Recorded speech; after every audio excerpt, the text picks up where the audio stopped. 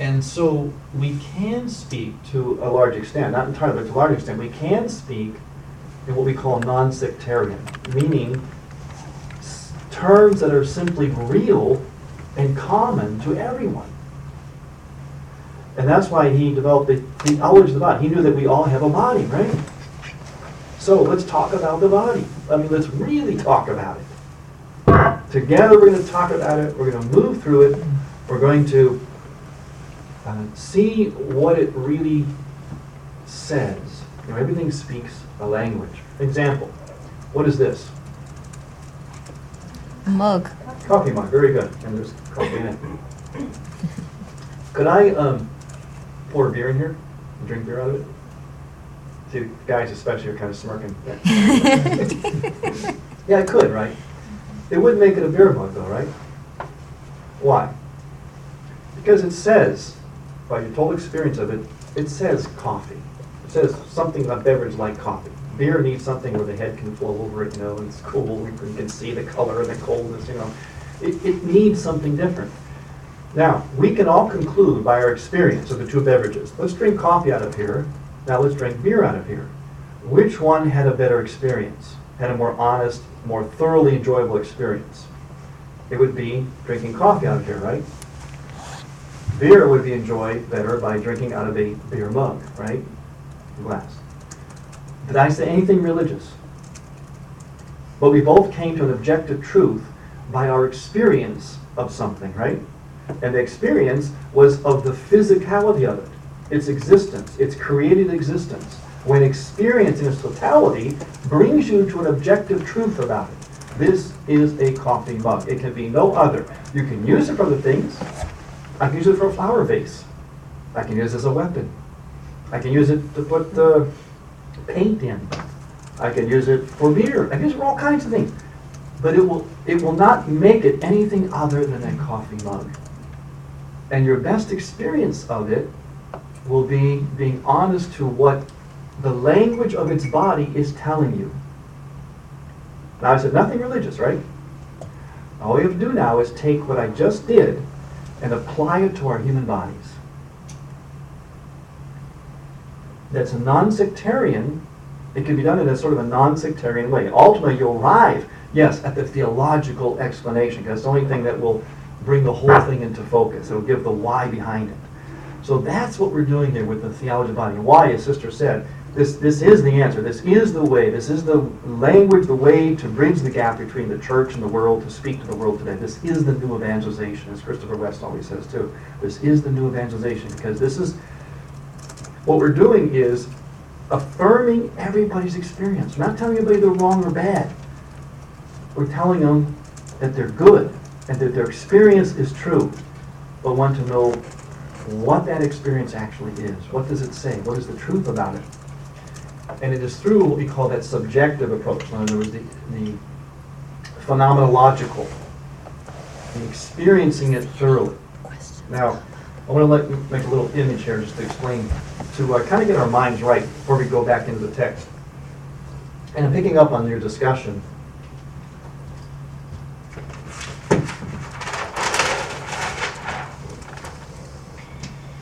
There's only one reality we have to know in this life. Just one thing. The invisible is made visible through the physical. Okay, there's an invisible God, right? An invisible reality. It's indescribable, way beyond this, totally transcendent. And that invisible reality that we know as God made himself visible through the very thing he created. Okay, is that easy? Easy enough? Everything in life is an affirmation, an unfolding, or a participation in that one reality. You can go through all your books away. You don't need to know anything. Just that one reality. Invisible becomes visible through the physical. Every discipline of life, art, philosophy, science, math, everything is nothing more than an unfolding or a revealing of that one reality. Now, if that's the one reality, I talked about this in our very, very first session, because I'll have to make a little review to catch people up. We start out with that one reality here. Let's say God in heaven. This is the timeline of all the way, to the present, and of course it'll continue on. If you take that timeline, this one reality, since it's fundamental to everything, that's the one reality that through all time, even from before time, starting in heaven with Lucifer. What did Lucifer do? Who was Lucifer? Angel. Who was he? Angel. Yeah, and why did he fall? You know why he fell? He was envious that the invisible would become visible, primarily through a creature that would have something that he didn't have, a body. And that's something that he didn't have, but one day be enthroned on the very throne of God. So even before time, the invisible becoming visible for the physical was going to have an enemy. And that would be the case through all time. All of reality is a struggle to preserve, unfold, participate in this reality, or to somehow stop it, destroy it, or dilute it. We call those things heresies. There were heresies in our church, weren't there? We had it even in the Garden of Eden. Devil comes to Eve and says, what? Did God really say this? Now come on, you can eat it. In denial of the invisible made visible through the physical. You have Christian heresies. You have especially the Manichaean heresy, 4th century. Basically, body bad, the physical world lesser, the spiritual world superior. A disintegration. The Christian heresies were all about the struggle between, wait a minute, how can God really become a human, physical? This is the problem that our Muslim friends have with Christianity. They cannot believe that this transcendent God, Allah, this great God, would lower himself and become what we are, the slime that we are. They can't accept that. You see, Islam is also one of these denials. Now, a spike in this process throughout history, these epochs, these eras of denial, heresies and so on, the big spike happened in the 16th century. And that's what that whole wonderful introduction of your book is about, with the scientific rationalist movement, which for the first time human beings could, in a way they couldn't before, control nature. So now what happened was we began to develop a worldview that saw more and more the denial of this invisible reality become visible through the physical. That the physical somehow was more and more debased, value-free, didn't have a real value to it. It could be controlled, manipulated, whatever. It was for us to control. And the mind, the rational, became exalted. Now, from the 16th century, going back to what some of you said about, because you were talking before we started here, the discussion was basically around the idea of how do people understand this? How do they get their minds right? Well, what happened now, here's the 16th century, here's us today.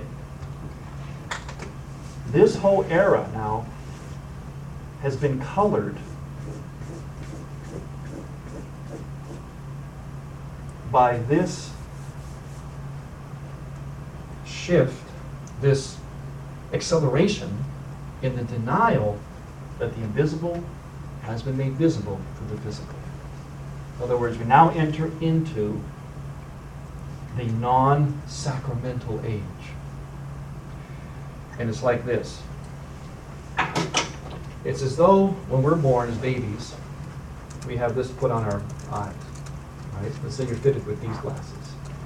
And you wear them your whole life. And everybody does. Well, you would assume that this is, you're seeing, this is how reality is, right? Reality looks the way it looks through these glasses, right? Because that's the only reality you've known, and everybody wears them. Now, they're a bit dark, right? So you might, in the course of life, not see quite so well, so you might bang into something, right? You might injure yourself. You might injure somebody else. Now you think that that injury is part of normality, because this is the only vision you've had. Understand? Simple enough? Okay, this vision is this here. And we're all born into it. We're all born and raised in it, especially in the Western world. Now, John Paul II knew that this was the problem. So he said, what we want to do is take these off and put these on. And see life not only before here, but all the way before here. And that's what was meant by last time, our class last time, of going back to the beginning. Remember the Pharisees asked him, basically asked him, what are the rules? And he said, it's not about rules. It's about this one reality. What was meant from the beginning? What was meant from the beginning was to see the meaning of what it meant to be man and woman. To see it sacramentally. So what he did, what we're doing, what the Theology Body does, I call it this.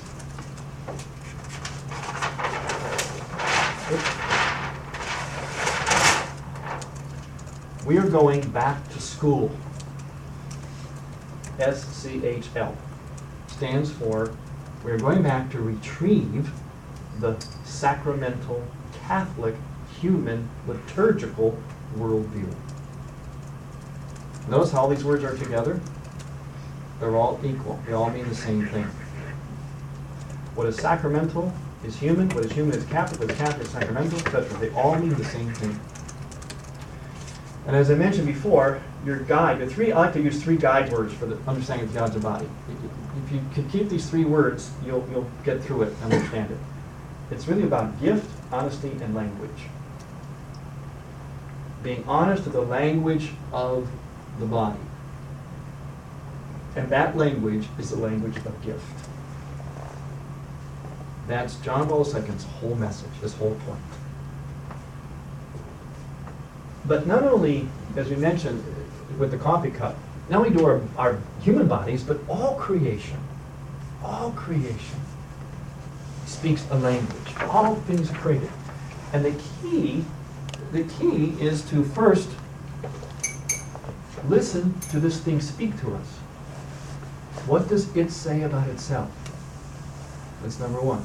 The language of the body. This cup is a body, right? What is it telling us? Name something real easy. It's real obvious. See, God's body is actually very, very simple. We make it complicated. What does this say? What is it telling us? Can you name anything about it? It's telling us it's open, right?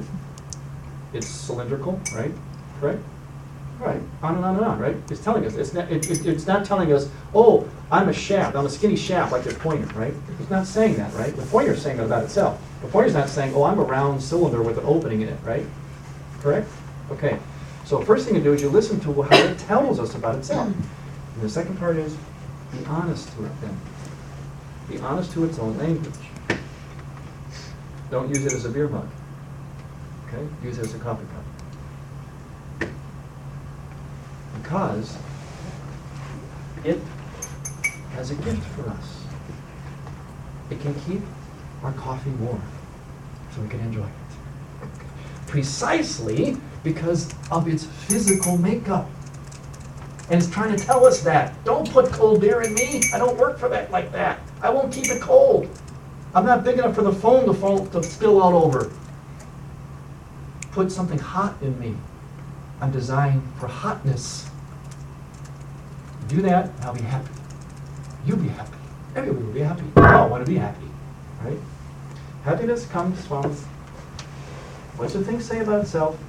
Be honest with that, because it has a gift to offer us.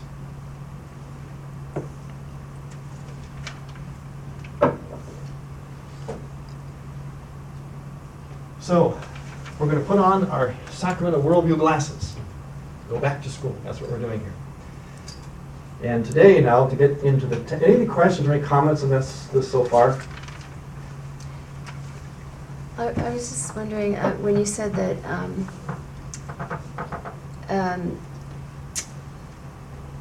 making the visible invisible, I mean, the subjective approach doesn't work, and so we try to use, I mean, the objective approach doesn't work, so we try to use the subjective approach. And I was thinking, when God came in physical form to earth, was he using the subjective approach? It's like, they don't get what I'm trying to teach them. I'm going to come here in a way they can see me and understand what I'm trying to say. Yes, he was. Absolutely. He's exactly right. But it was to, remember, we don't throw out the objective. We're arriving, the goal is still the objective. We're going to get to it irrefutably. So there's no place else to go. Now, see, that's the key. What you want to do, I call it catching the words. Any word, and someone wants to talk to you about anything, church teaching, morality, sexuality, love, sex, and everything. What you do is you say, wait, stop. Let's take each word now, and we'll talk, all right? Got time for lunch? Let's talk. Let's talk about love. And we're not going to stop talking. It could go all the way up until dinner and until tonight, until we've said everything we can say about our experience of love as this thing, love, speaks to us, tells us about itself. So you penetrate what John, and this is why he's hard to read, because he spirals through something, spirals down through it, all around through it, just doesn't say, here it is, let's march through it, boom, boom, boom. He goes, oh, let's see, let's look at this over here, how about this over there, how about that over there, and so pretty soon, it's like taking this thing and going, I can look at every single way possible, and there's nothing else for me to say about it anymore. Therefore, I must conclude, and you must conclude, even if we hate each other, even if you're an atheist and I'm a Catholic, we still conclude one thing and one thing only. This is a black magic marker. Right? Doesn't matter your religion, doesn't matter anything. It's you and I experience it. I'll feel it, you feel it. Write with it, you write with it. Smell it, definitely a magic marker. Right? Got a cap, gets all over you, says marker, right? On and on and on and on and on. No matter who we are. You could be a Muslim extremist. I could be a capitalist. Whatever. The opposite is the pole. All you got to do is experience something thoroughly. Not biasly or sort of or pretend or counterfeit, contraceptively, but thoroughly. Honestly, completely. And we will all come to that one objective truth. There's only one thing you can say about this thing that's true. It's a black magic marker. If I take this thing, and I come up to you and poke you in the eye with it, right? And then I get arrested, you take me to trial, you say, you tell me in the court, please present the weapon. Then with the jury, was this the weapon used to poke out her eye by fellow lawyer? Yes. Okay, they're calling it a weapon. It's still a magic marker, right? Okay.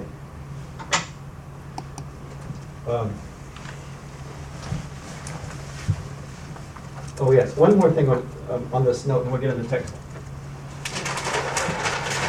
You mentioned you're talking about the feminists. And you were on the right track about different worldview. It's basically like this. If you have a sacramental worldview, okay, we'll say back here, let's go back here. When we have a sacramental worldview. Here, we lost it, all right? The difference is this. The sacramental worldview, which is what the theology of the body is trying to do, bases itself on sign, sacrament, or you can call it mystery, and symbol. Okay, that's a system. That's a system of understanding reality and truth, which belongs to the school, Catholic, canon, liturgical worldview. It is sign, sacrament, and symbol. This worldview does not use this. There's a different system here. That system uses things like what is utilitarian, what is useful, power, and function. Now, this is when you're talking about, how to speak with, for instance, a feminist. As you're saying, they might look at this and say, well, this is just reinforcing what we're against. And no, it's completely opposite. The secular feminism, comes from this worldview. Therefore, it's going to be based on its creed, its virtues, its principles are going to be having to do with utilitarianism, power, function. That's how they'll define equality. Who's doing what? How useful are you? Do you have the same power as somebody else? All right? The church does not function on this. The Catholic sacramental worldview does not know this. You've got two completely parallel realities here that will never meet. What our goal here is to be able to show them that this holds what it is that they're really looking for, and not these things. This is a thing that liberates women. This is a thing that talks about the true value of women. This is a thing that will call men to treat women appropriately. Why? Because this is based on what is a woman? Yes. Do you explain what utilitarianism is? I have a question. Okay, utilitarianism it became a school of philosophy, but utilitarianism basically means whatever is useful is whatever's pragmatic and useful is what's valuable. Everything is like for instance, the contraceptive worldview, for instance. You don't want to get pregnant, right? You have potential to be pregnant. Well, get rid of the potential to be pregnant. See, it's very pragmatic, very utilitarian, very, it has to do with using, very practical, pragmatic. Utilitarian worldview is based upon using something. Basically using something for a purpose.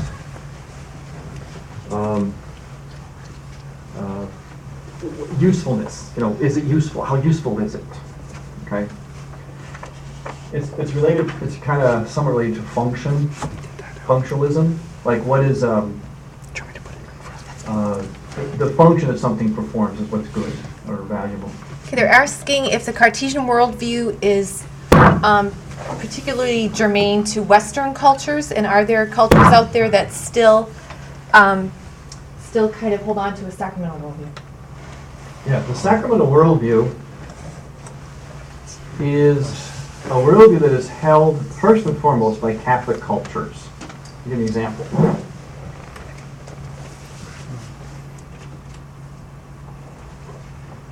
How many of you would like to tell me your choice? I'm going to offer you an all expenses paid trip to Fortuna, North Dakota, or you have your choice, an all expense paid trip to Rome, Vienna, and Paris. Which would you prefer? The second one. Why? You still want American? You got a problem with America?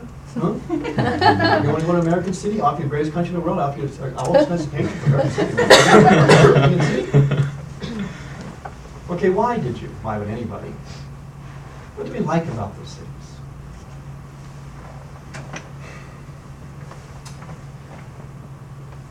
Ever been to those cities? No. Okay, you should go. When I first went to Rome, and that's where I heard John Paul live talk about Theology Body. When I first went to Rome, I was a young guy at seminary, and I remember my first weekend in Rome. I wanted to go out and see what the city was like. So we began to walk the streets of Rome. And being an American boy, it's my first time there. I'm learning about the culture. And everybody is walking around the city. I mean, it's just loaded with people walking. I didn't know where they were going. There must be a rock star in town, concert. That's how it would be in America. There's a crowd, something's happening, right? So I kept walking and looking, and the crowd got bigger and bigger, and there's more people walking. Where I turned, there's people walking, tons and tons and tons and people. And they're walking kind of slow, too. Well, I later learned what they were doing. Nothing.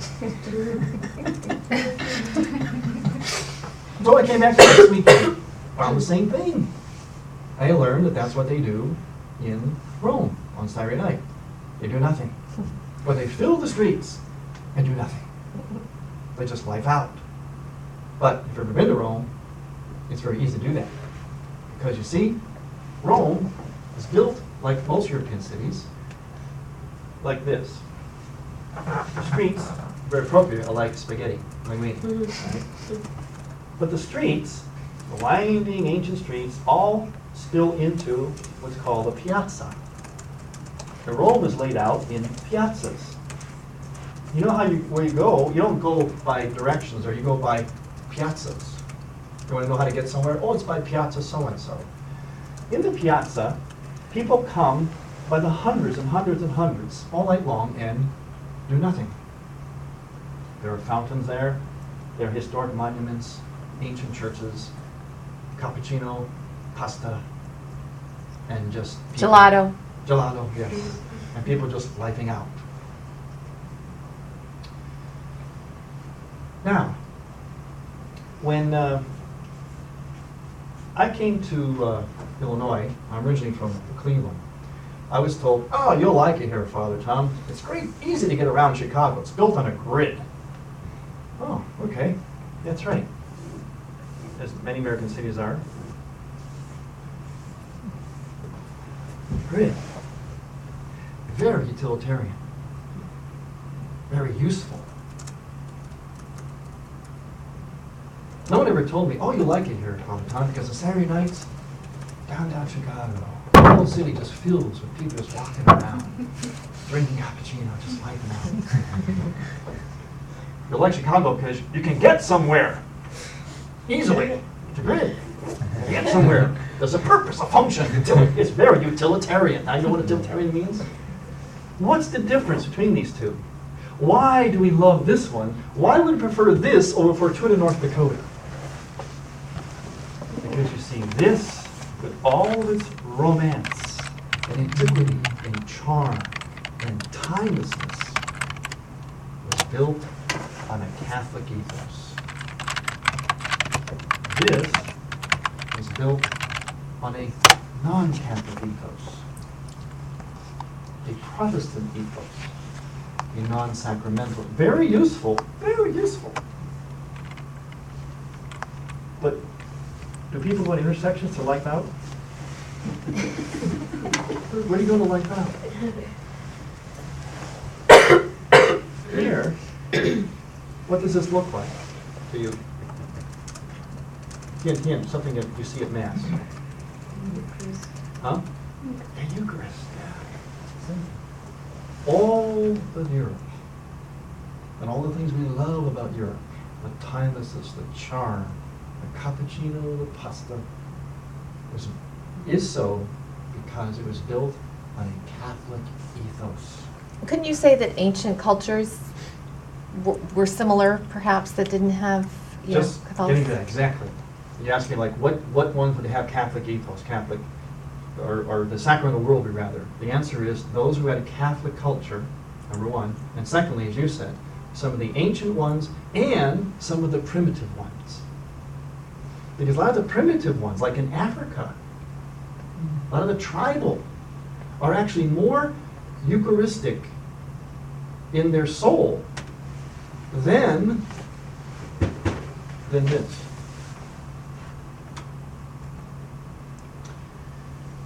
So the sacramental worldview still exists, but it's being, unfortunately, sadly eroded. It's being overtaken by this worldview more and more, unfortunately. But it's still there. And where you had this produced the Sistine Chapel, floor to ceiling beauty. They celebrate the Eucharist over that. God, what's happened to the church?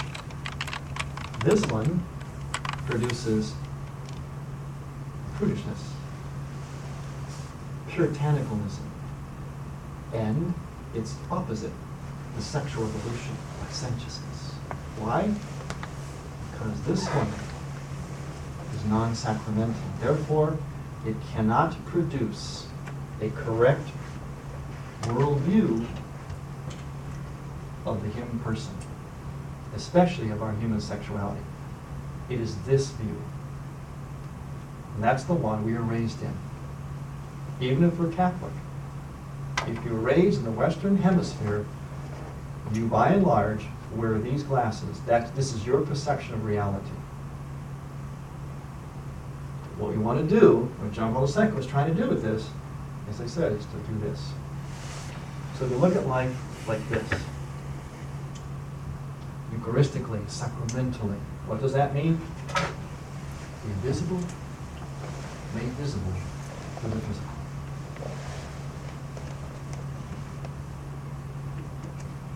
And that comes to its fullness, its apex, in the human person. We talked about a coffee cup. We can talk about animals, we can talk about plants, a chair, all in the same way. But as we graduate, we come to the highest level, and that is, of course, the human person. And that's why to understand the theology of the body is the answer to all of life's questions. Because you understand that, in the pinnacle, you understand the entire created order.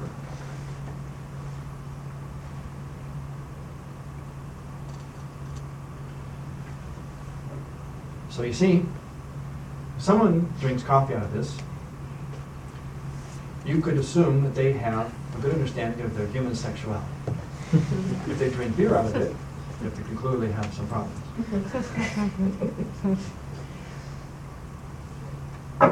It's all the same. It's bound by the same DNA. Invisible made visible through the physical. The physical speaks to us. The physical participates in the invisible. Participates in it. We can actually walk into God. How? In our minds? With our souls? No. With our body persons. It says in 1 Peter, we can partake of the divine nature. Imagine that. We can partake of God, His nature. Not that we become Him in His essence. We're always human, He's always God. But we can actually partake of Him. How? Through this.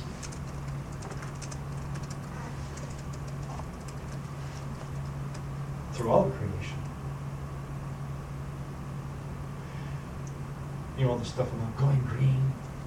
Gotta go green. You know what that is? That's the world's clumsy way of actually trying to approach this worldview of the environment. You know that? I say clumsy because they don't have the language that we have. We're the ones that should lead the way with the green so it doesn't go to extremes and get all wacky, you know. So whether it's environment, global issues, relationships, everything has to be seen, if we want to have it go well, through these glasses. It means we have to take these off. That's a tall order. Because remember, we've been looking this way for 500 years. Never knowing that we've got this on. We think this is reality. Yes? There's a question.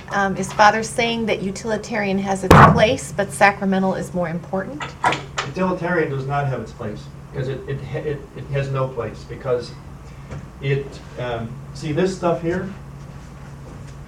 Oh, well, I mean, okay, I said it here, utilitarian. Yeah, it's useful or pragmatic. It's useful in a sense, but as a worldview, no, because it's utilitarian basically says that something is a means to an end. all right? See, like, even like this, I was being kind of like, almost like sarcastic, very utilitarian, means like, the road, the city becomes a means to an end. The road becomes, this becomes to get you to a concert, right? Or get you to the shore, get you to the boat, get you somewhere, right? So these have a purpose, like it's to be used for something else. It doesn't have the significance for its own sake. This does. The significance of this is nothing. No usefulness. This is designed so that you can waste your time in community, in fellowship, doing nothing. Just like we're supposed to do on which day of the week? Sunday. Ooh. Things are starting to connect here. The way the city's laid out, Sunday, Eucharist, the Garden of Paradise. What did Adam Eve do in the Garden of Paradise? Nothing. They didn't get to work until they sinned. They didn't have anything to do, accomplish, until they sinned. Before they sinned, they just like out. Someone's asking, is there a non-sectarian language to describe a sacramental worldview? Yeah, it's called honesty. And you know what? That's the key. That's why I put it up there. To me, okay, so there's only one reality to know, visible, made visible, the physical. There's only one word you need to know. Throw your dictionaries away. Honesty. And you know what? That's the one virtue that's common to everyone, especially young people.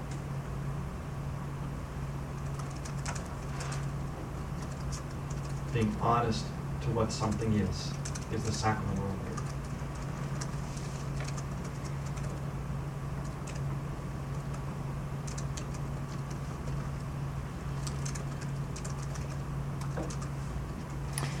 There's a question here. How can people be okay with doing nothing? How can one go about changing that frame of mind? By being honest to the rhythm of life. What do we mean by that?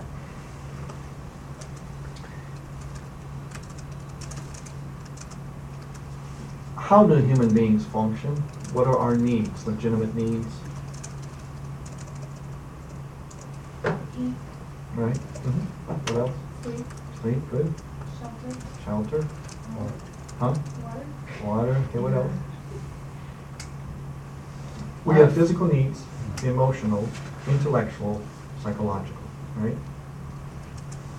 Now, what are those needs?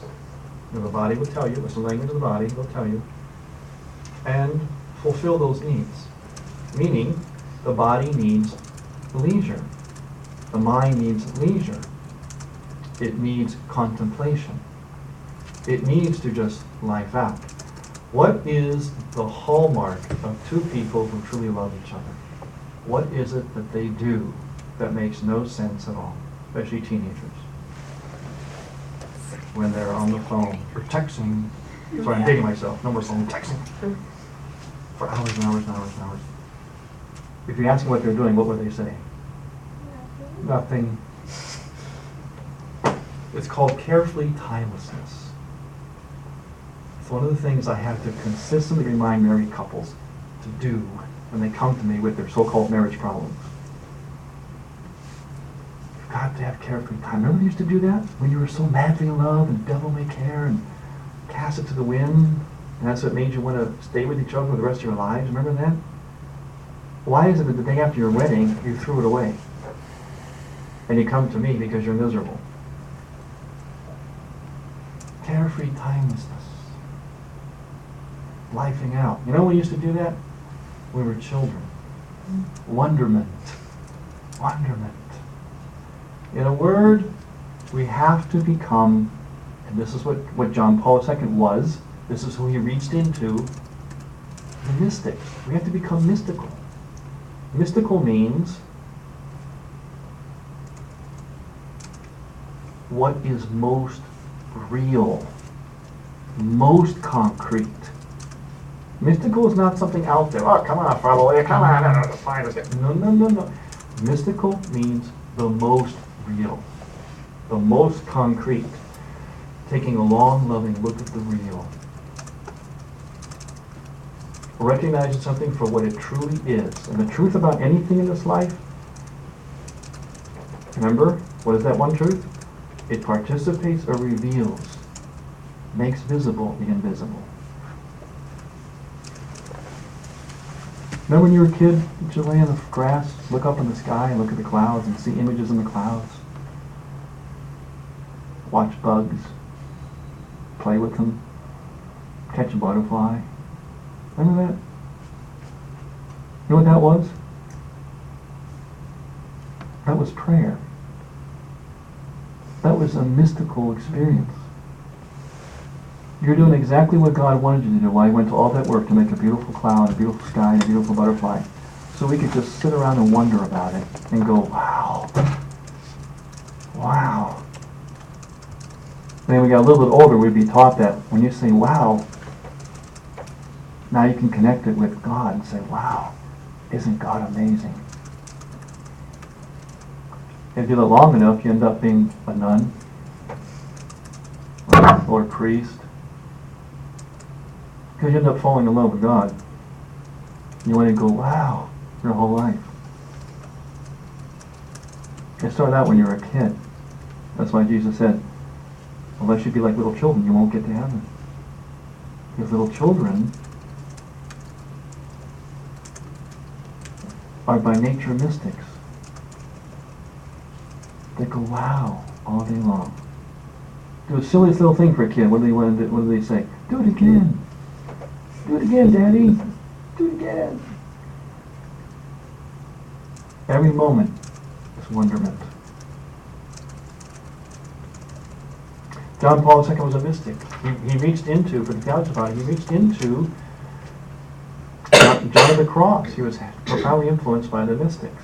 He was mystical.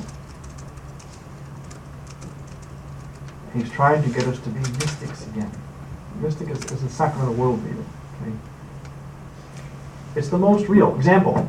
Yeah. Don't you think that our being out of touch with nature is part of that? Like, even like, say, kids who don't have the opportunity, they might live in the inner city and don't see nature and don't have that opportunity to wonder. They can wonder at the people around them and Yeah, it's called, things, but a lot of children today are victims of videophilia. Videophilia.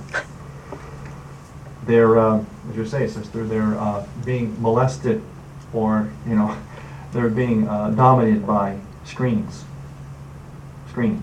TV screens, computer screens, and they're not out there in nature. They have nature deficit disorder. And that's exactly right. They ought to be going out into nature.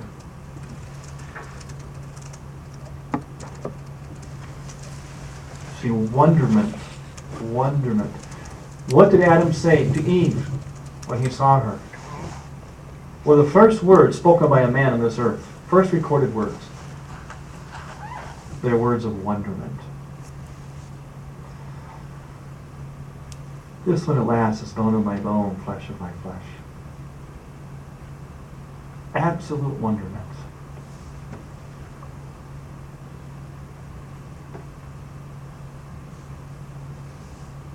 And the Theology of the Body will teach men how to regain that wonderment, to understand that wonderment about womanhood, and to see women as they really are.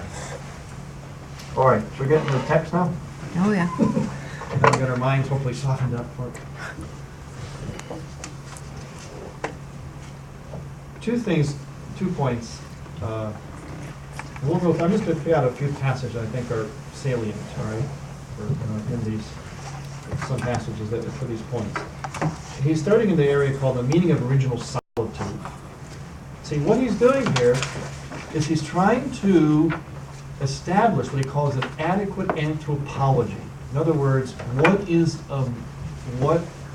the human being?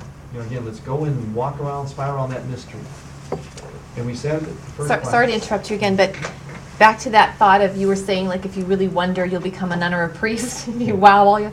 So they're saying, well, how do you translate that to marriage? How do people? Very good. That's what I said. Very good. You'll also become a great married person too, a happily married person. You cannot be happy in this life unless you're a mystic.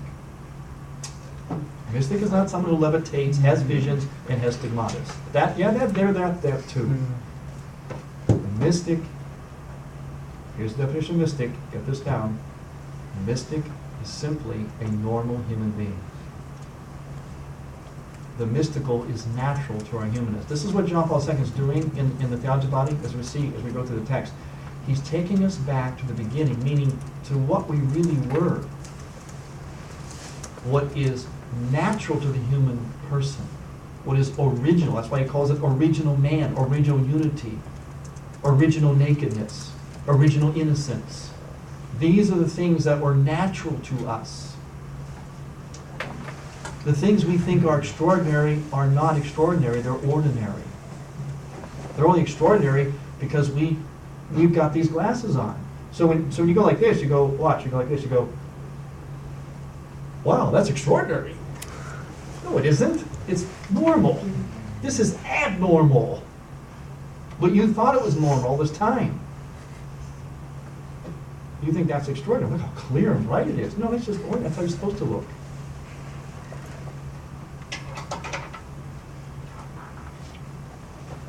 Okay, on one meaning of original solitude, let me look at a couple of passages just on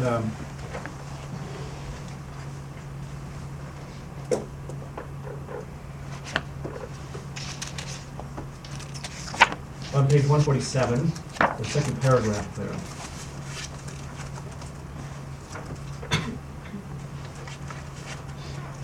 About halfway through the paragraph. It seems, therefore, on the basis of the whole context, that this solitude has two meanings. One deriving from man's very nature, that is, from his humanity, and this is evident in the account of Genesis 2, and the other deriving from the relation between male and female. In some ways, this is evident on the basis of the first meaning. Okay, the important point in this section of original solitude is this. Because, people today don't know what it is to be human. You know how we're confusing animals with being human? You notice how we do that? We almost put that, you get the PETA groups and all that. And, we're actually forgetting that we're different than the animals, or we don't think we're much different. We're vastly different. Why? First of all, the original solitude means that through his experience of his own body, Adam knew that he was different than the other animals. The other body was similar, but yet it was different. He could do human things precisely because he had a human body. The animals could not build something, create something. They couldn't rule over him. He could rule over them. He could name them. And all these things he did because he had a body that was human. So there was an original solitude. He was different than every other aspect of creation. And he knew that that gave him a certain relationship before God that the animals didn't have. Okay, that's the first part of solitude. There's a second dimension to it. And I'm going to see that in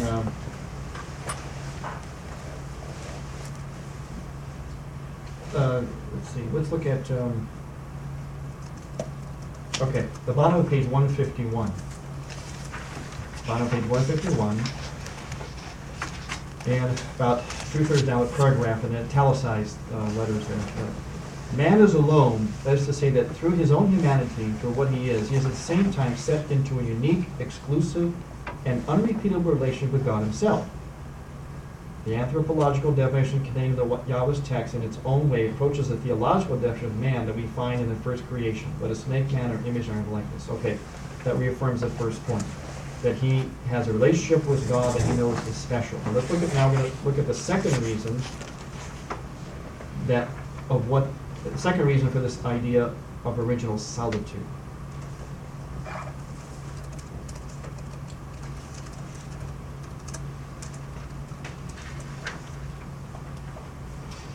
let's see.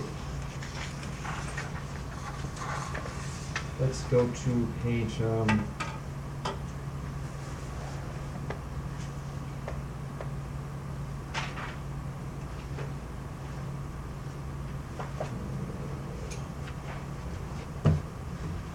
see,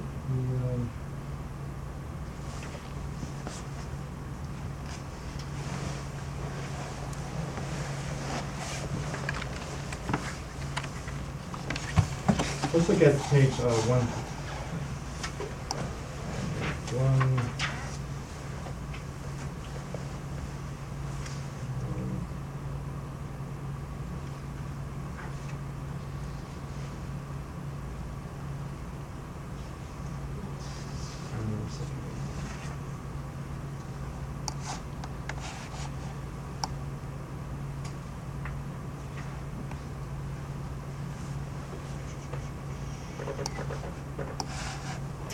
All right, well, let's see, we'll, trying to find a mark here where they're, okay, anyway, we'll come to it, I'll find the exact passage. But the point is that the second reason the second reason has to do with the original solitude is that he realizes that he is alone in terms of himself. That is, that there is something else that is needed beyond him. He is alone in relation to God. He is different than the rest of creation because of relation with God and because his body is different. But that also opens up to the realization that he is alone as a male. He's alone as a male. There's something else that is missing. So there's two dimensions in original solitude. Think about it. He's Adam, right? He's a man. He's got his parts, right? There's no Eve. What are the parts for? Does he know? Exactly. But he knows there must be something else, precisely because he has, as he reflects on his own body, he realizes there's gotta be something else. Do you think there were male and female animals that sort of gave him that idea too, or?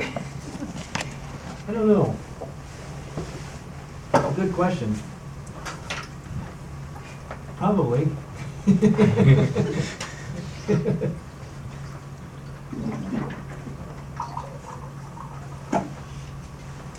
Okay. So now we'll go into original unity. This is where it kind of will illustrate the second point that I was looking for.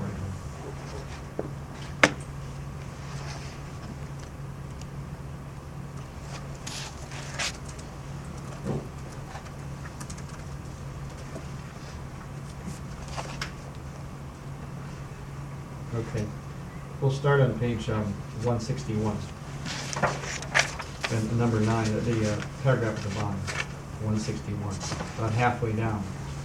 It says, this ontological dimension, unity and duality, has at the same time an axiological meaning. From the text of Genesis 2:23 and the whole context, it is clear that man has been created as a particular value before God. God saw everything he made, indeed it was very good. But also as a particular value for man himself. First, because he is man. Second, because the woman is for the man. And vice versa, the man for woman. While Genesis 1 expresses this value in a purely theological, indirectly metaphysical form, Genesis 2, by contrast, reveals, so to speak, the first circle of experience lived by man as a value. The experience is inscribed already in the meaning of original solitude, and then in the whole account of the creation of man as male and female. Okay, let's go down now to a little bit on the same page, 162, below, under communion of persons. In the about the fourth, fifth line down under communion of persons. In the biblical account, solitude is a way that leads to the unity that we can define, following Vatican II, as communio personarum. As we observed before, in his original solitude, man reaches personal consciousness in the process of distinction from all living beings. Okay, we said that. At the same time, in the solitude, he opens himself toward a being akin to himself, defined by Genesis as a help similar to himself. This opening is no less decisive for man as a person. In fact, it is perhaps more decisive than the distinction itself. The man's solitude in the Yahweh's account presents itself to us not only as the first discovery of the characteristic transcendence proper to the person, but also as a discovered adequate relation to the person, and thus an opening toward and waiting for a communion of persons. Okay, translated. He realizes with the advent of Eve and with their reflection, their subjective experience of their own bodies, that they are designed to become a community of persons. Now we're going to come to a huge, huge point. I'm going to read two passages from the next page, 163. I'm going to show you an icon. This is about halfway down the first paragraph on page 163. In addition, the community of persons could form itself only on the basis of a double solitude of man and woman, or as an encounter in their distinction from the world of living beings, which gave to both the possibility of being and existing in a particular reciprocity. Okay, so he sees that they're both different from the animals, but that they also have a kind of a reciprocity towards one another. Now go down to the very bottom, about the fifth line from the bottom. This is the big, big point. Man becomes an image of God, not so much in the moment of solitude as in the moment of communion. He is, in fact, from the beginning, not only an image in which the solitude of one person, capital P, who rules the world, mirrors itself, but also and essentially the image of an inscrutable divine communion of persons. That is one of the most important passages in this whole book. A little icon and demonstrate that.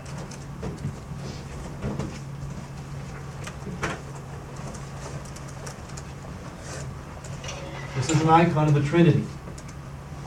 This is an icon, not those images on your computer screen. They stole that word from us. Movie stars, all these things they call icons. These are icons. This icon is an icon of the Trinity. It's the great Theology of the Body icon. Three angels which visited Abraham, Genesis chapter 18. Father, Son, and Holy Spirit. Okay, God who is Trinity. Three persons yet one God. There's that mystical again. How can three persons be one God? This is what our Muslim friends can't understand about how we believe in God. They say you believe in three gods. And we say no, think mystically. It makes no sense rationally, think mystically. Three becomes one. Mystically means you just live it. That's the greater reality, not what you can figure out in your head. What you live is the greater reality. Father, Son, Holy Spirit, put together in a circular composition to denote eternity, heads tipped towards each other to denote love, a communion and union of persons. Communion and union of persons. See the chalice there? Right? You see that? Communion, community, right? On the altar, what looks like an altar. A whole Eucharistic image in here. In fact, there's even an invisible chalice. If you look across, go down the shape, the negative space. See that? See how he does that? He puts a negative image of chalice on your subconscious and a positive image, just to hammer home the fact that this God, what makes him different, the defining thing, is that he's a community. A community of persons which become one. Which is a union of human persons in love. In this, we are made in this image. And this is what Adam and Eve realized through the subjective experience of their own bodies. Precisely through their gendered parts. And we'll pick that up later on when we talk about the spousal meaning of body. Okay, let's go now to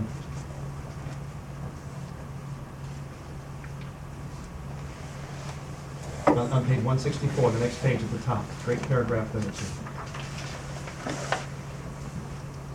In this way, the second account could also prepare for understanding the Trinitarian concept of the image of God, even if image appears only in the first account.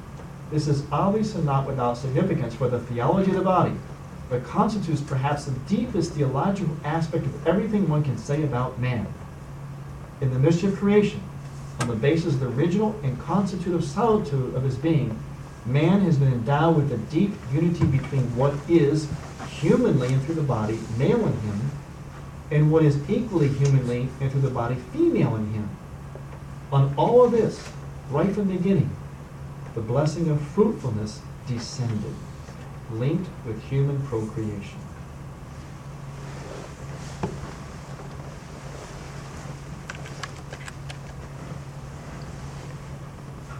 This unity of persons, unity committed persons, also will become fruitful. It will create. Life and love, the two L words, are inseparable. You cannot have love without life. You cannot have life without love. That's called being honest to the words. What is love? Penetrate its mystery. You will see that life is inseparable from it. And vice versa. Yes? I was just wondering if the Trinity persons are as distinct as male and female humans are from each other. Yes, they are absolutely distinct. And that's the great mystery. You see, they are absolutely distinct. They are their own unique persons. As unique can be. Unique meaning in and of themselves. They never confuse their identities, even though they become one. And therein lies, right here,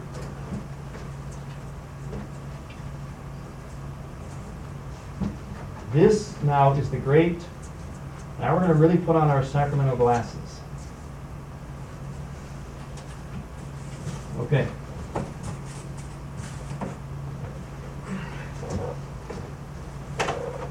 Can you see that? Trinity? All right? That's God, right? God that we believe in, right? Unique community of persons that were made in this image and likeness. Now, we're looking to look right smack at the center of God. Right into the interior life of the Trinity. The interior life of the Trinity. What are we going to see? Can you read that? That's where this comes from. That's where it belongs. This is a participation in this. Now what we've done with our non-sacramental worldview is this. We've taken this, put it down here. Now we have neither an accurate concept of this, God, nor a context for this. And that's why this gets abused. What the theology of the body does, it says this belongs here. How do we know that? You mentioned about the great point. Distinct, the Father, the Son, and the Holy Spirit are never, they call it in theology, they never are confused. Their nature's never confused. They're united, but yet always distinct. What happens between a husband and wife in the one flesh union, the marital act? The two become one, right? They strive to become one, to melt into each other, yet they never lose their identity, their individual identity.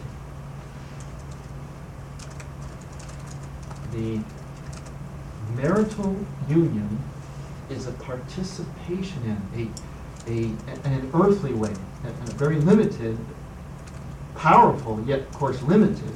There's a microcosm of this mystery of individuals becoming one, a union, yet not losing their individuality in the process. That's what makes that act so powerful. Why everybody wants it. Why we're obsessed with it. You know, TV commercials, styles, billboards, golly, why? Why? Everybody asks why? You have to learn how to ask why.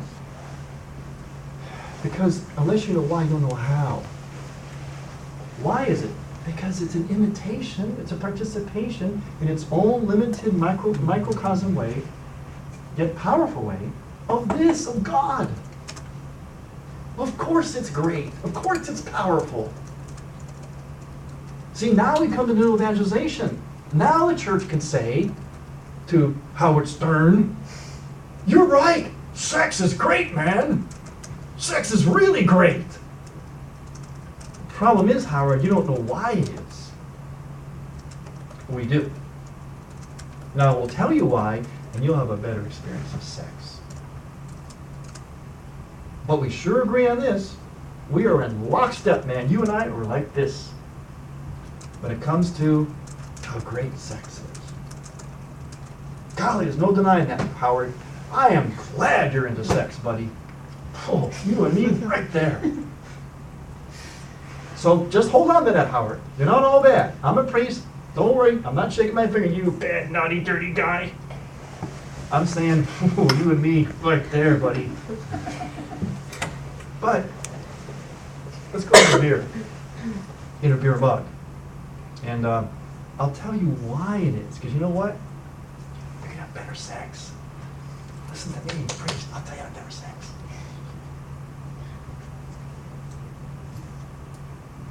See, we can do that now. Maybe we can convert the Howard Stern to this one. Because we can tell them that what's real to them is all right.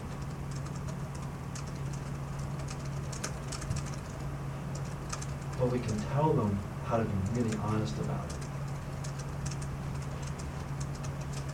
We can do that now because of this. We couldn't do it before. All we could do basically is say, "You bad boy, you naughty boy, you sinner, you pervert."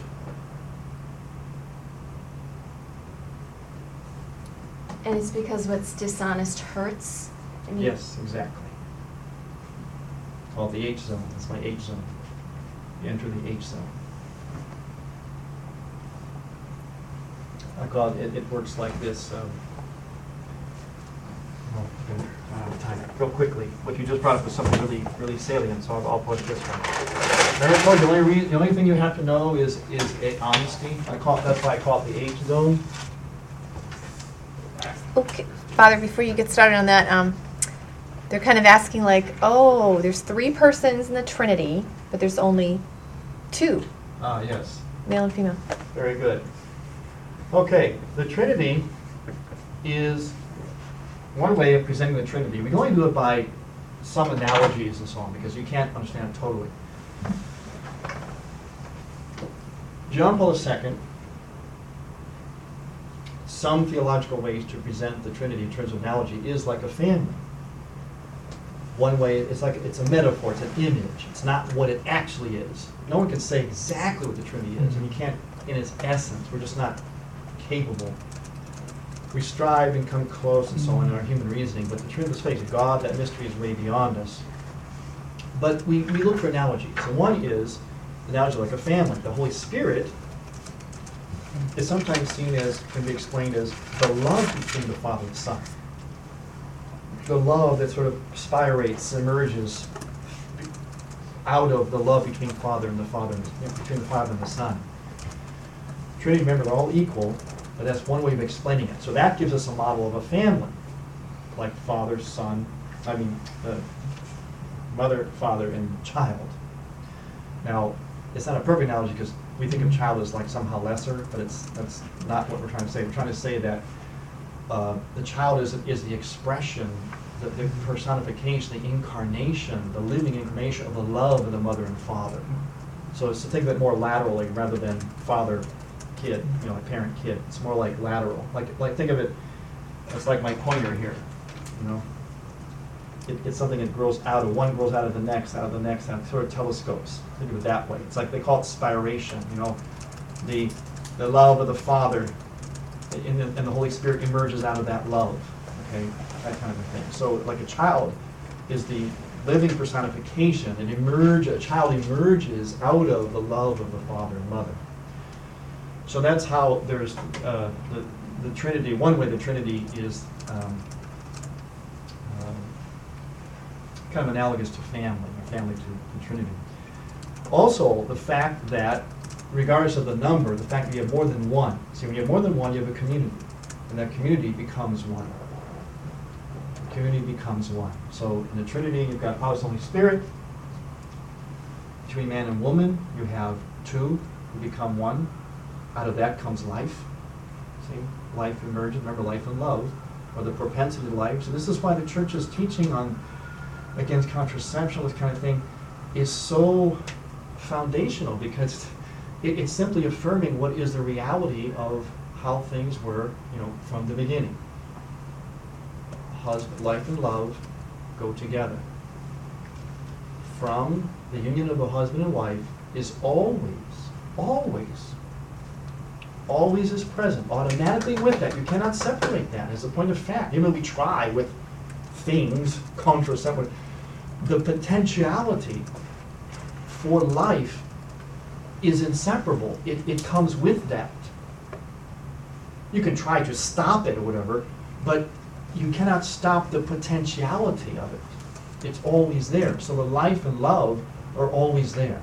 So life that emerges or potentially emerges from the love between husband and wife, this is what reflects the Trinity. Remember, life, two L's, always go together, life and love. And you have that same communion in the body of Christ, the church, and everything, so it's sort of like just keeps going. Ah, very good. You're getting it. See, you got your mystical glasses on, see? Right, we're going to get into the next section we'll get into, or next week, we'll begin now, one of my favorites, the spousal mystery. That's the DNA of the creative order. The spousal mystery. The spousal mystery means, you know, this Trinitarian God moves out. Remember I said he makes himself visible through the invisible? The invisible God makes himself visible through the physical. He does so by what? Uniting himself with his creation intimately. He just doesn't talk about himself. I reveal myself as God. Well, he did that too. He didn't stop there. You know, he gave the 10 Commandments, you know, he spoke to Abraham, you know. But he entered into relationship. And little by little, he would make that relationship more and more intimate until the ultimate mystical marriage of God and his creation, which happened on the cross, which is a whole world we'll get into.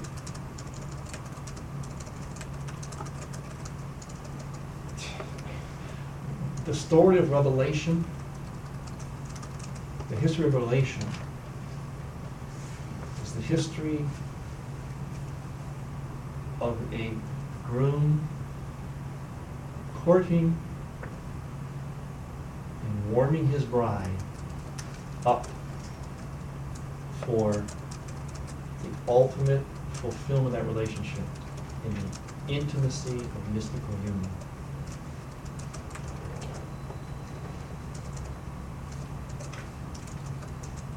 So the spousal mystery, that action of a love that initiates, it comes out from itself and is received. And then, remember that word reciprocity we read? Very important word for John Paul II, theology, like reciprocity. Very important word. He calls it the reciprocal circuit of reciprocity. The initiating love moves outward, is received, and then is reciprocated back. That's the circuit.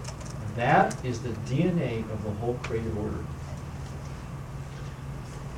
We have now cracked the code of all creation. John Paul II cracked the code. He got into what is the code of the whole created order. And it is the spousal mystery. It is the sun shining light in the moon. It receives that light, becomes beautiful, and sends it back. It is the waves of the shore, received by the shore and sent back in this beautiful rhythm that we all love, called walking by the seashore. It is initiating love of God, Father, to his bride, his creation, which is filled and imbued with his love, becomes beautiful and fruitful, and sends the love back. It's baseball season, isn't it? Right? The pitcher throws the ball so the catcher can receive it and throw it back again as the game goes on. What if there's only a pitcher? A game will last one pitch, right? No catcher, no one to receive, right? No batter to hit it back, right? And make the game. Initiating, receiving, reciprocating. The DNA of the created order.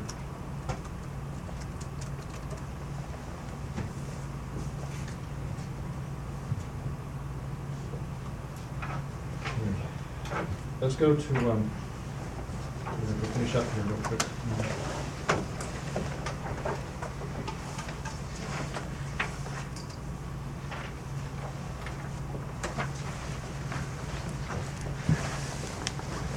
Oh, you know what? I'm going to not go any more into the text right now because the things I want to get into are very, very meaty. They're just really, really neat. So rather than start it, we'll just kind of end here if you want to have any questions or comments. You know, this idea of original solitude sounds kind of lonely, you know, like, and you're thinking like God created man and then he's lonely. So is it almost like kind of, I mean, in that account of creation, so of course, in that account, which is a little richer and deeper, man has to experience like himself first and then realize that he's alone and then can recognize almost by contrast when woman is created. But then they're both alone together. He talks about that. And could you say almost, and then he keeps talking about this first covenant with man, which I didn't quite grasp because he doesn't go into detail on that. And I've never really heard that before, that God established this first kind of unspoken covenant. There's nothing there that's ratifying this covenant like in the other parts of the Bible. So is it almost like God created us in a little bit of an exile from himself, even though they had, you know, bliss and they saw him and they talked with him, but it's almost like that's the test. We're a little bit removed from him. Right, exactly. Because you see, we had, and this is what happens when we get to eschatological man, we had the supernatural destiny. You know, Adam and Eve were happy in paradise, but they still had a destiny that was yet not complete. Adam and Eve would have passed into the next life. Their destiny was still in the next life, as all of ours is. The difference is they would have passed into that next life, body and soul intact. Would not have been death as we know it. And to answer, as Sister was saying, in this life, there would still be a certain kind of incompleteness that they would have known and felt, as happy as they were. Their destiny, their fulfillment was yet to come. This is why many will say that Jesus Christ would have come on earth. The incarnation would have happened even if we didn't sin. That there would have been an incarnational, there would have been sort of a theological speculation, but most would say that Christ, there would have been this incarnation anyway, because the destiny of the human person was this ultimate intimacy with God, which would be known in part on this earth. And for Adam and Eve, it was known to a great degree because of their innocence. But it was yet to be fulfilled. And it would be fulfilled in the life to come, the eschaton. And that's why John Paul, he basically, there's three phases of the human person. There's original, which we're in now. Then there's historical, which is after original sin, in the time we're in now. And then there's eschatological, in other words, the next life, when our destiny is fully realized in the next life, body and soul reunited, transfigured, gloriously. How do we know that? How do we know that we had a destiny? How do we know Adam and Eve would have moved, as all of us would have, gently, beautifully into the next life, body and soul intact? How do we know that? We know that because it happened to Jesus and the Virgin Mary, the new Adam and the new Eve. In other words, in Mary and in Christ, we see Adam and Eve, and then some, as it were. We see the human person, but taken even beyond. That's why Augustine calls it, oh, happy fault, meaning that because we sinned, Christ comes, the incarnation occurs, and he's going to take us. Now he's not just going to restore us to original man. That would be that would have been nice enough. But he's going to take us even beyond that. He's going to take us to our ultimate destiny. And we see that in the fact that the Virgin Mary went body and soul into heaven, as did Christ when he resurrected and ascended. His body soul reunited into heaven. They were the archetype of man and woman, but of the new man and woman. So we have proof positive from them that Adam and Eve and we had a supernatural destiny from the beginning, which would only be realized in the next life. As Peter Kreeft said, the death, separation of body and soul, is a cosmic obscenity. Never meant to be. So, as Sister said, even though they were happy in paradise, they had this first covenant. What was the covenant? Is it simply this dependence on God? Yeah, that's how I would see it. That there was this, like this relationship. They had this intimate relationship with God, but it was yet to be. See, I think that when God said, "Don't eat of this fruit, this tree," it was. I kind of see it as, because I have something in store for you. Your destiny is not yet.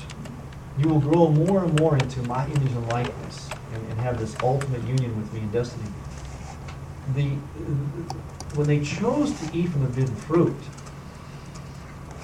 I believe what happened there was, as with the case with all sin, all transgression, is in one way or another a shortcut to the real thing, a shortcut to their destiny. Because remember,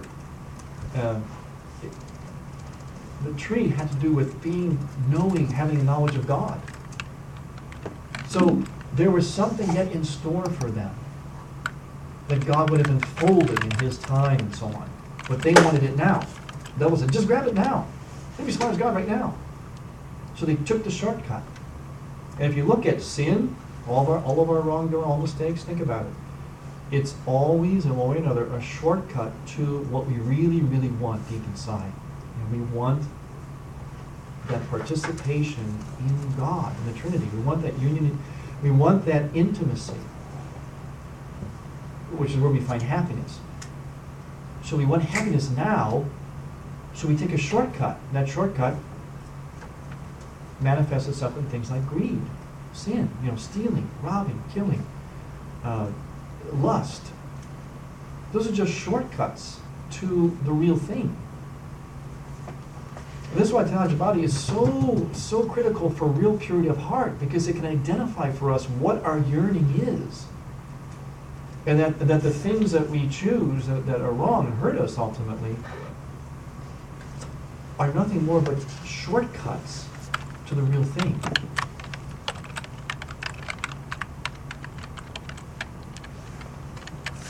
They said online, America is a country of shortcuts. It is. Why? Because pragmatic, utilitarian, yeah, just whatever expedient, you know? Yeah. Yes. Shortcuts. After city house, so you get there quick. Have a half-hour lunch, not a 2-hour siesta.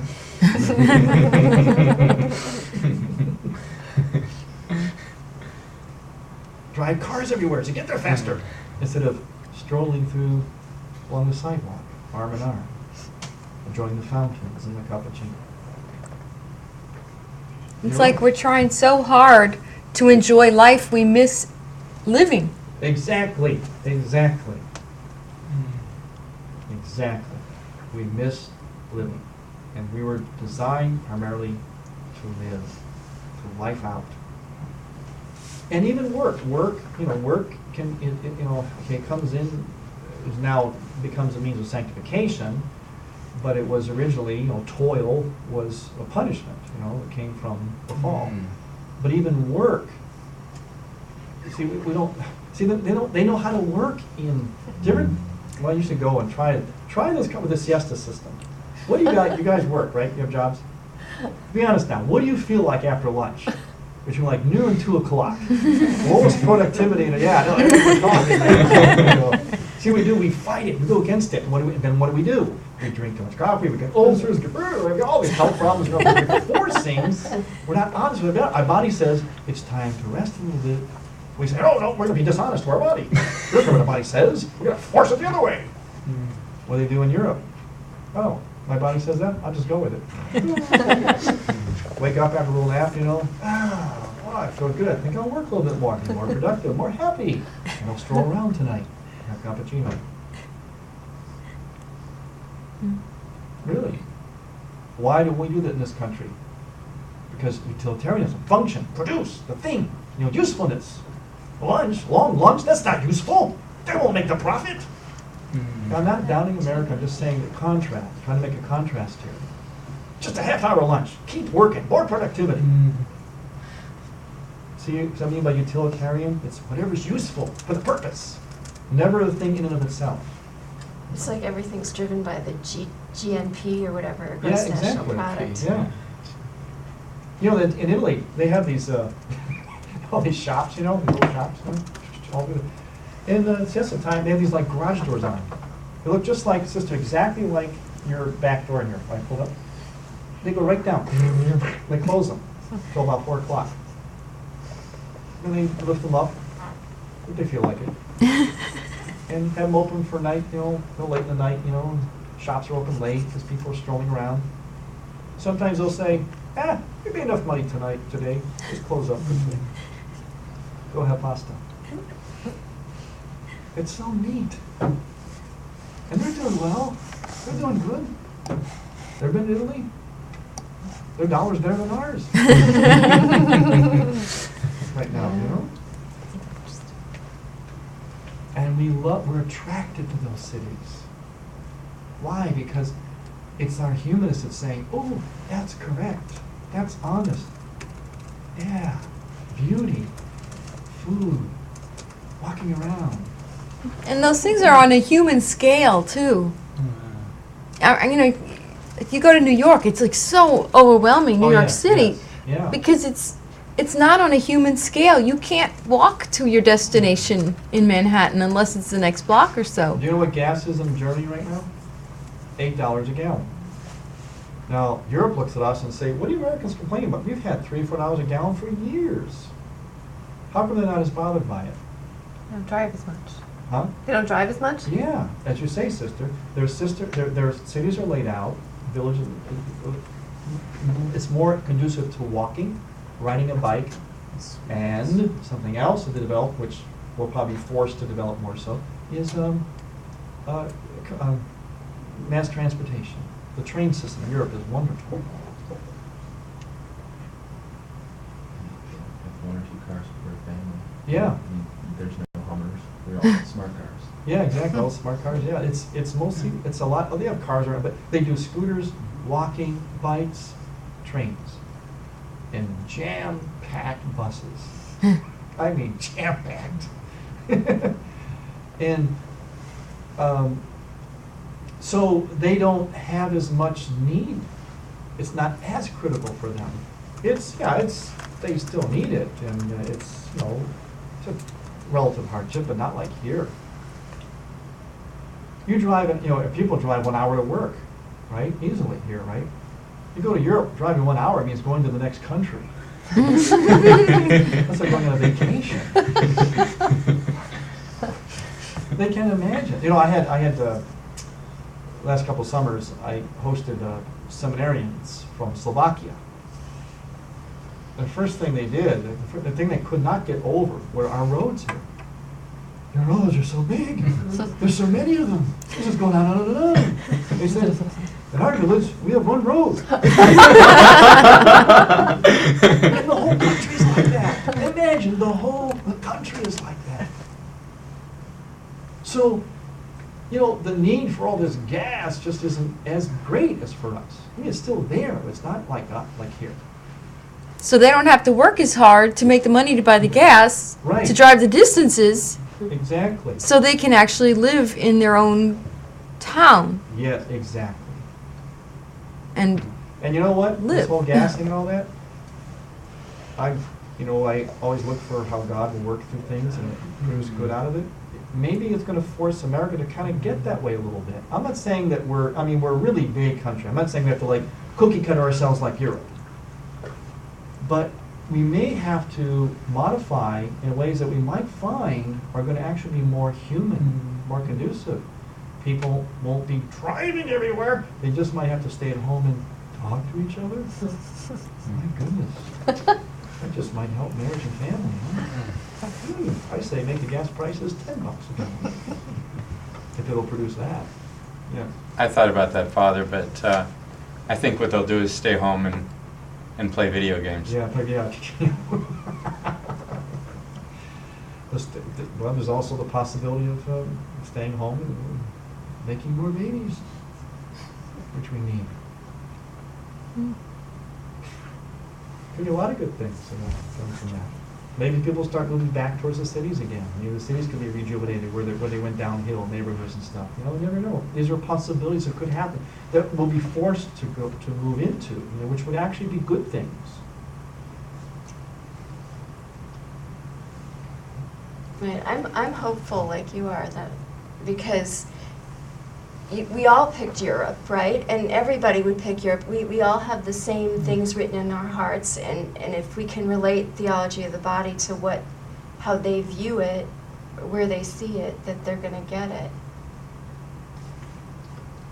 Yeah. Who came up with theology of the body? A European pope. Who was very in touch with nature. Yes. Mountain climbing and Yep. kayaking. And, He's very in touch with the human drama, human condition, sexuality, and he was a man after my own heart.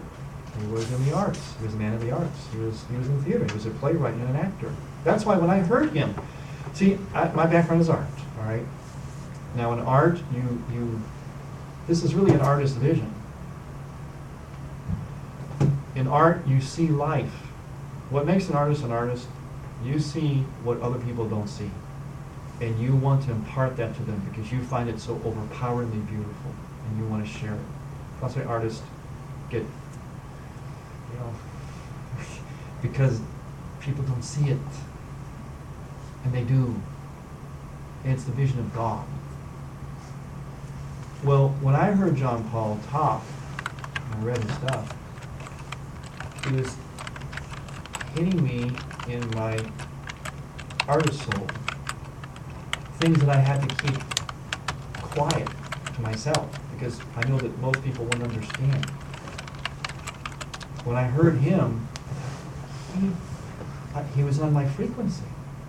I couldn't believe it. But then I learned, he was an artist. No wonder. He was a poet. He was a playwright. He was an actor. Because I heard this, I thought, how could, I go to St. Peter's Square, I hear him with my cappuccino, listening to him. Pope, he's talking about sex. Never heard the Pope talk about sex like this. So I come back next week. He's still talking about sex. He's still talking about sex. After a couple of years, he's still talking about sex every week. I think this is marvelous. And I discovered why. Because he was an artist. Among many things. A mystic. I thought to myself, wow. He's saying what I would be afraid to say. Because no people would understand. Did the people in the audience get it then, do you think? No. And, and not even me entirely. Because, it takes a while for this to, again, the process really, is this what he's really saying? What is he really saying? Wow, it's like that, But then certain things were, I'll never forget that day. I stood there at St. Peter's Square and I heard him say, I think it was October 10th, 1981. Even if a man, this is what I knew, that he was going to turn the earth on its axis when I heard this. This is the part when he went like an arrow and he shot it right into the center of my art heart. He said, even if a husband looks at his own wife lustfully, he could commit adultery in his heart. When I heard that, I thought, this guy's going to change the world. Didn't it get picked up by Jimmy Carter or something? Didn't he say something like that? I remember that day too because we were doing book visitations in St. Louis and it was on the radio and the National Organization of Women protested it. And someone commented to me, what is the Pope saying here? What does this mean? And I just looked at him and said, he's defending women. He's saying the woman is a person to be respected as a person first. But I remember being astounded that the National Organization of Women was protesting this instead of applauding. But the Catholics, too, were in an uproar over that. And they were Exactly. saying, what? A husband can't look at his wife and appreciate her beauty or whatever. It's like, no. It's the way he's looking at her as a thing Right. for self-gratification or a person. Exactly. And, sister, I thought those were my exact thoughts when I was in St. Peter's Square and I heard those words. And I thought to myself, naive me, I thought, yes, the feminists are going to love this. I can't wait till it gets back to America. So I came back to America, and just like you said, sister, I couldn't believe it. They twisted it around. How could they this is everything that they're supposedly crying about, and he's saying it. But And that's they how totally far twisted it. off we are. That's how Yes. far confused we We are. think this is normal. Yeah. And then when we come across this, we think this is weird or wrong at first. It's that utilitarian view of equal. Yes, and Yes. like you said, so a lot of men, they would say, when I work with guys like this, I was, one time I was talking to a bunch of men about this, and I was using art, so he'll say, well, eventually I'll bring that in. And he was saying, hey, Father, what are you talking, this guy, he was Italian, sounded like Joe Pesci, Father, what are you talking about? I mean, I can't look at my wife like that. Hey, you gotta understand, I'm Italian. So? I couldn't, and I had to try to teach him that arousal or attraction, to find your wife attractive, to want to make love, not to her, with her, is not the same as lust. See, it's a very hard distinction for men to make, but that's why I knew when I heard this, I thought, that is that nuanced, that little nuance is huge. That's the axis upon which relation between husband and wife will turn. And I knew it would take a rethinking Our brains have to be reconstructed to understand this. Because it's very difficult in our country, especially for men, to understand the distinction. And when I work with men, in fact, we're going to have this weekend, the weekend for men on purity and pornography. It's what I try to teach them is it's okay to find women attractive and beautiful. In fact, I would tell you it's a sin if you don't. However, it's what we mean by that attraction and what you do with it. I said, listen, I'm an artist. I sympathize with God. He was the best artist. He went to a lot of work to make what John Paul II called God's masterpiece, womanhood. You got to appreciate it. Don't insult the artist. He made women womanhood is synonymous with beauty. Do you know that? Womanhood is synonymous with beauty. Men must see women as beautiful, as attractive. You get that, Howard? I hope you're watching. Do you hear that? There's a priest. You have to have a priest saying it. Yep, men must see women as attractive and beautiful. But what do we mean by that, and what did he do with that? That's the difference. Remember, John Paul II didn't say, if a man looks at his wife, period. He says, if he looks at his wife lustfully. What did Adam? He sees Eve, bone of my bone, flesh of my flesh. This one at last. Remember, now it's in your footnotes too. What state did God put Adam in when he created woman from his own body? Huh? Sleep. Trance? Trance. And kick it up one more notch. Something more poetic. Entranced? Close. Ecstasy. Yes, ecstasy. Ecstasy. Ecstasy. Not a depression.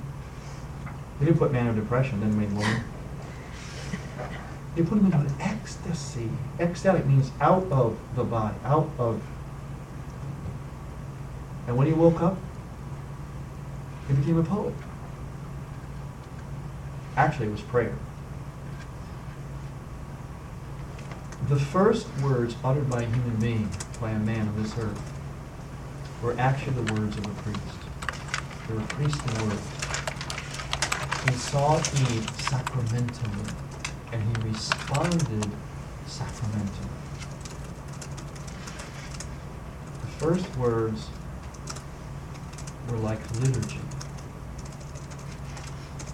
He saw and exclaimed, "This one at last is Lord of my own flesh of my flesh."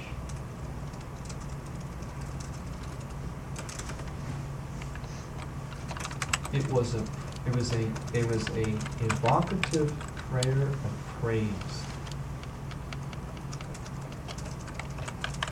He was in awe. And that is how men should see women. All women, every woman, womanhood. That's sacramental. See, a lot of guys feel guilty just because they find women attractive. I tell them, feel guilty if you don't. That's what you do with it. Father, we have somebody online who said they talked to their priest once, a man who talked to his priest once about this issue and asked him, is it still wrong even if I think of my sweet wife? And he said yes. We're not getting any more clarity from the chat line than that, but can you see where he's going and address that for him? If he thinks of his sweet wife. It's probably talking about the lust. The feeling of lust. Oh, yes, it's still wrong. See, and again, this is very difficult for men. I understand. Can you just clarify the word lust? Because I think Okay. people confuse it with desire. Exactly. Desire is okay, but lust is something completely different, and it's always wrong. Right, right, exactly. Lust is wrong because lust seeks to appropriate. Lust does not consider the other for their own sake. It sees the other. See, love, always remember, love is defined this way. Love by its nature, this is why you know something is really love. There's one thing and one thing only. it moves out from itself towards the other for the other's own sake. Once you have anything that tries to take something back this way, the opposite direction, that's where you have what's called, John Paul uses the word appropriation, and therefore, from objectifying, rather than gift, being outward oriented. Now, desire, yes, to desire her, that goes along with attractiveness, arousal, desire, that's all good, but it has to be purified for a desire that takes into consideration her as a person and her response. Okay? Believe it or not, see again, this is where, wow, see, we have to realize, people, I have to say it, but I have to. A lot of what we know as even Catholic ethos is not Catholic. Most men were told, the attitude is that basically, even priests on a pastoral level, especially in the good old days of the church, pre-Vatican II, basically you were taught, the attitude was that marriage was legalized licentiousness.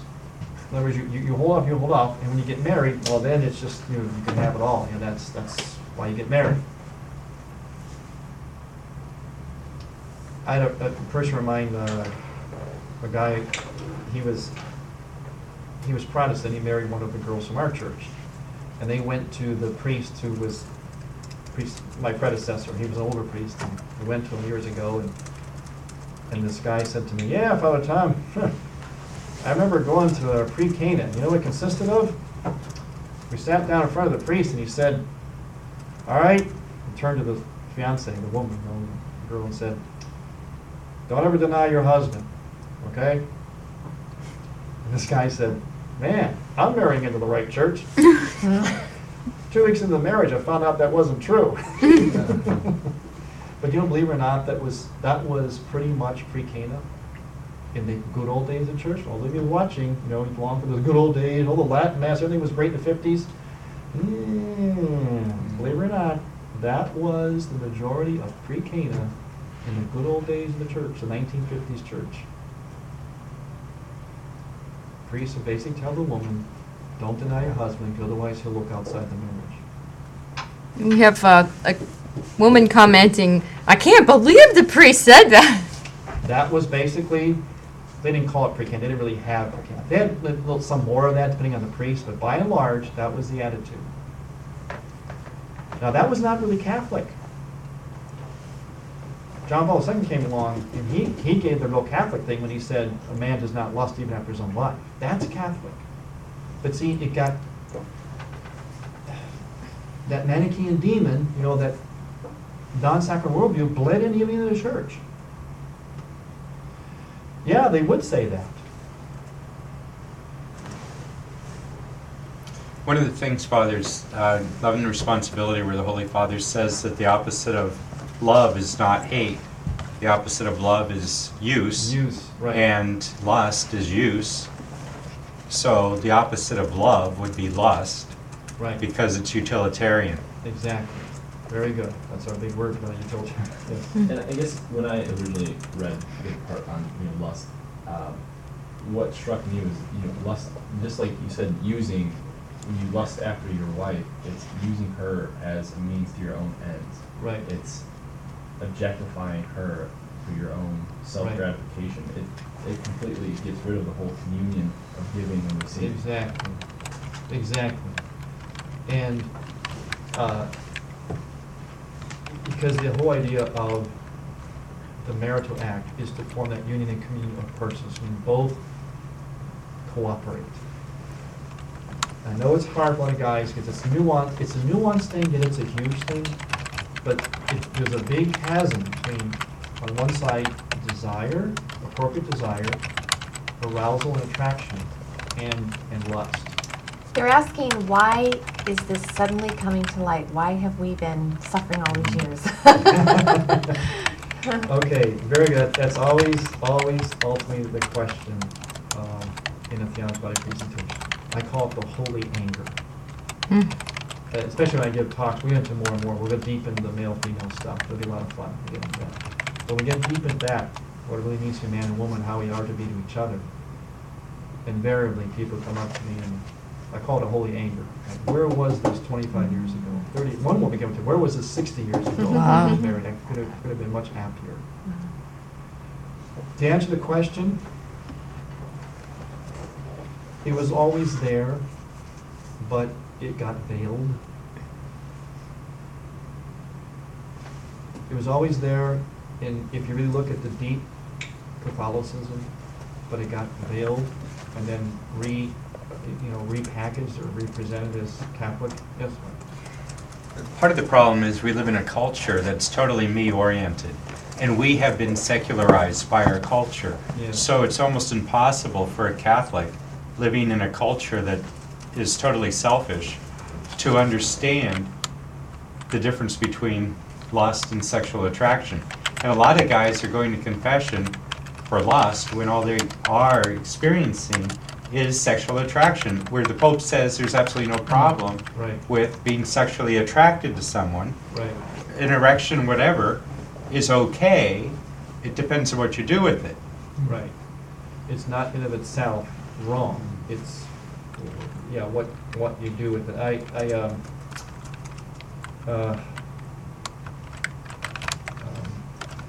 It's Satan. That's why. Yes, it Right? is. I mean, Yes, ultimately. it is Satan. Yeah, because remember what I said at the beginning today. This is why I brought this out. It's always, to answer their question. Where is it? Yeah, it's always this. Remember, there's always going to be an attack against. Going to always try to be veiled, right? Because that is the reality that will make us happy and holy. Holy and happy. Is to see life sacramentally. So it got even into the church.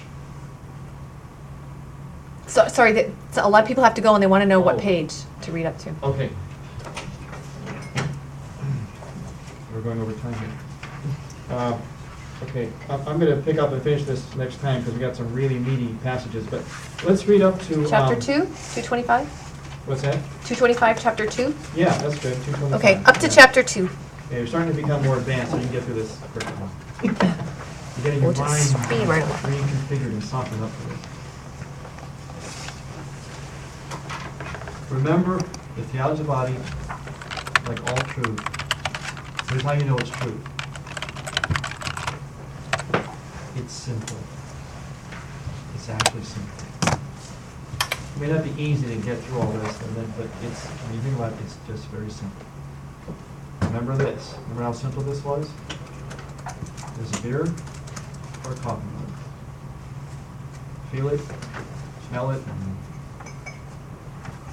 test it. It's a coffee mug. That's simple, isn't it? That's what theology of the body is. God is simple. Complexity comes in from sin. Fragmentation, complexity, that's sin. God is simple. Remember, Adam and Eve had a simple life. It got complicated after sin.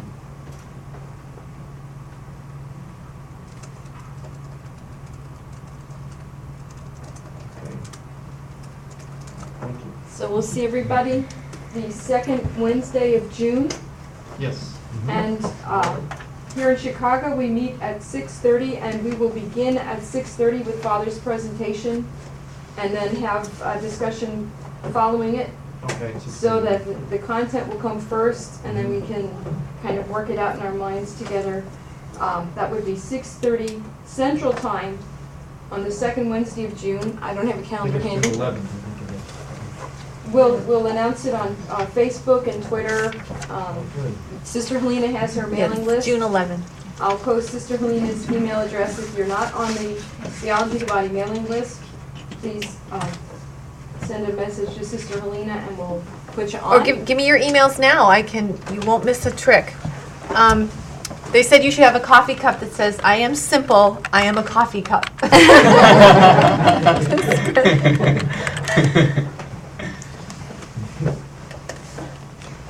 Thank you, Father. Thank you, everybody, for coming. Yay.